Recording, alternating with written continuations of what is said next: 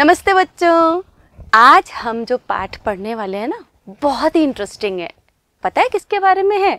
अरे समंदर। समंदर मीन्स सी। बहुत सारा पानी होता है जहाँ पर।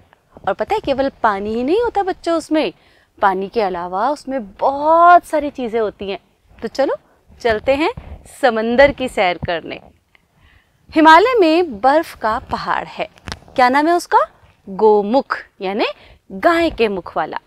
गंगा नदी यहीं से निकलती है। गोमुख के जल से ठंडे पानी में रहने वाली नन्ही मछली एक दिन बूढ़ी मछली से उसने कहानी सुनी। बूढ़ी मछली समंदर की बातें कर रही थी।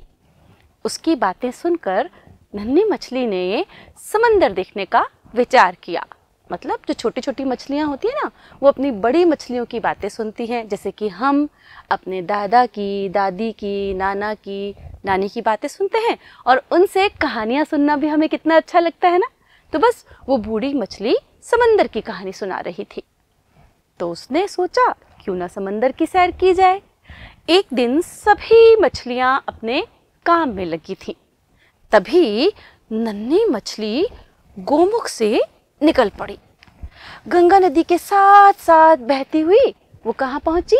ऋषिकेश। बच्चों, आप कभी हरिद्वार घूमने गए हो तो वहां से आगे बढ़कर आता है ऋषिकेश। बहुत सुंदर स्थान है। ऋषिकेश से पहाड़ पीछे छूट गए। हरिद्वार से मैदानी क्षेत्र शुरू हो गया, यानी कि वहां पर पहले पहाड़ ही पहाड़ थे और जैसे ही हरिद्वार पहुंचे वहां से मैदानी इलाका, यानी जैसे हम जिन इलाकों में रहते हैं वो वाला इलाका आ गया। हरिद्वार से आगे बढ़ती हुई वह पहुंची इलाहाबाद। वहां से बनारस और पटना होते हुए वो कोलकाता पहुंच गई। कोलकाता को पार कर वह गंगा सागर तक पहुंच गई। गंगा सागर एक बहुत पवित्र स्थान है बच्चों, जहां पर हम तीर्थ यात्रा करने जाते हैं। गंगा सागर में गंगा नदी समंदर में मिलती है।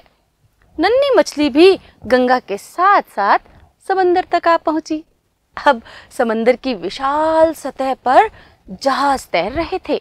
जहाज, ये पानी वाले जहाज बच्चों।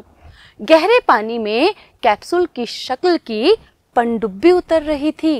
पनडुब्बी सुना है आपने क्या होती है?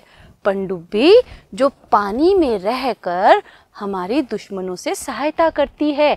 ऐसी एक नाव जो चारों तरफ से ढकी हुई होती है उसे बोलते हैं बच्चों पनडुब्बी, मतलब पानी में डूबकर सुरक्षा करने वाली। कभी वह विशाल मछली से टकराती तो कभी नुकीले दांतों वाली मछली से। मैंने कहा था ना, समुद्र में केवल पानी नहीं होता बल्कि बहुत बड़ी बड़ी मछलियां भी होती हैं। तो बस वो पनडुब्बी जैसे नीचे उतरी, कभी वो तो तीखे तीखे नुकीले दांतों वाली मछली से टकराती तो कभी बहुत बड़ी वाली मछली से। कहीं 8 भुजाओं वाला ऑक्टोपस सुस्ता रहा था तो कहीं भारी भरकम कछुआ तैर रहा था।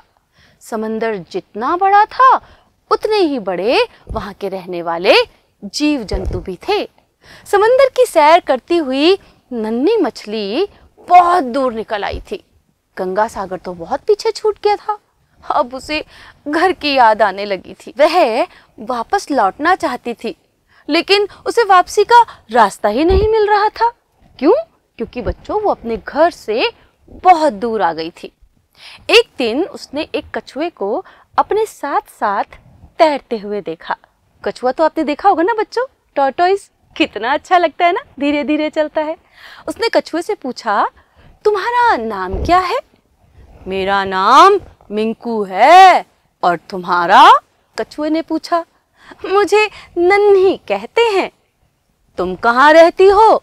कछुए ने पूछा। मेरा घर गोमुख में है, मैं तो यहाँ घूमने आई हूँ, नन्ही ने बताया।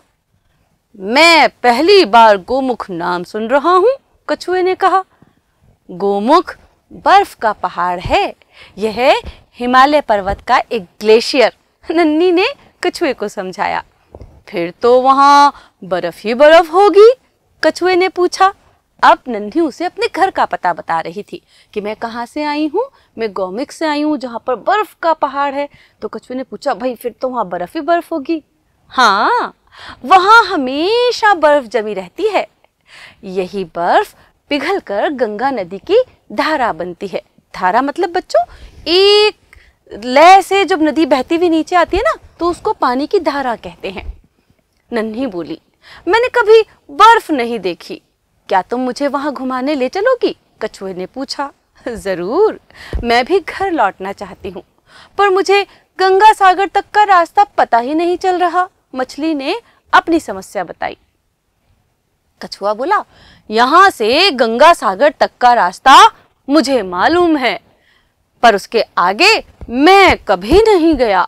मिंकू ने कहा, गंगा सागर से आगे रास्ता ढूंढने की जरूरत ही नहीं है, बस गंगा की धारा के साथ साथ चलना है।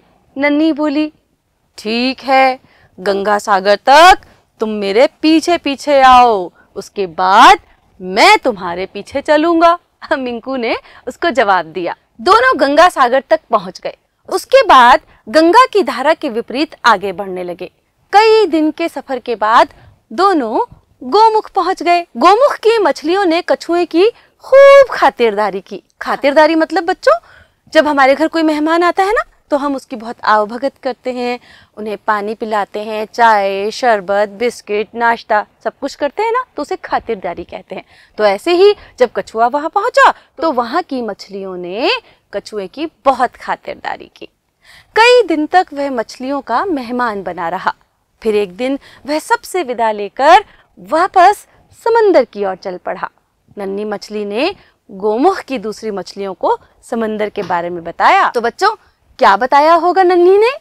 कि समंदर में केवल पानी ही नहीं, मछलियां ही नहीं, बल्कि बहुत सारे जीव जंतु रहते हैं, और वहां पर तरह तरह की जल में पनपने वाली वनस्पति भी होती है। तो कैसी लगी आपको समंदर की सैर?